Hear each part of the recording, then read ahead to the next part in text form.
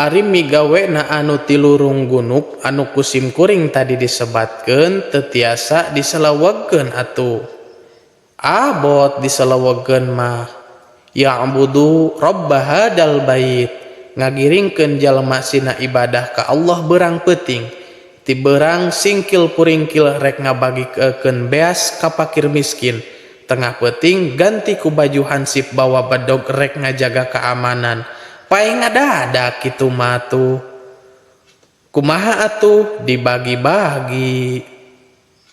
Tong maksakeun maneh ajengan mah make jadi hansip sagala.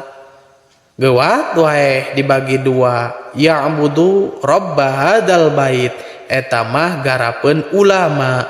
Da moal aya nu nyaho kana ilmu agama iwalti ulama nu waktuna wungkul keur memperdalam ilmu agama, eta mah garapeun ulama.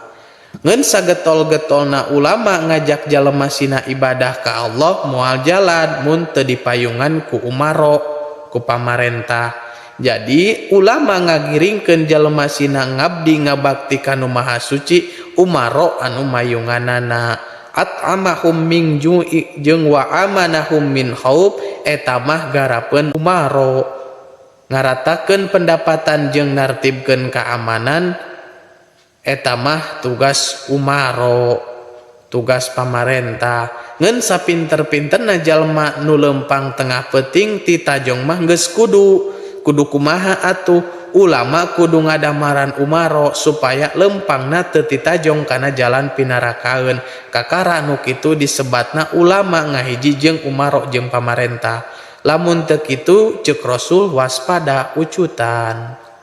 Saperti sato jeung gunungna, macan jeung tatangkalanana. Duanana oge silih lindungan sabab ngabogaan kapentingan ngamankeun gunung. Dibabad wae tangkalna ku jalema, pan macan teh jadi nongerak. Tukang moro babari maehanana, dipaehan macanna atuh jalema pan eueuh halangan asup ka gunung teu sieun dihakan macan.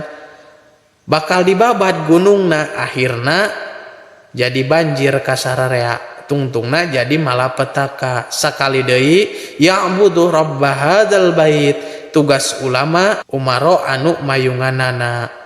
At'amahum min ju' jeung wa amanahum min khauf, eta mah tugas umaro ngeun ulama anu ngadamaranana.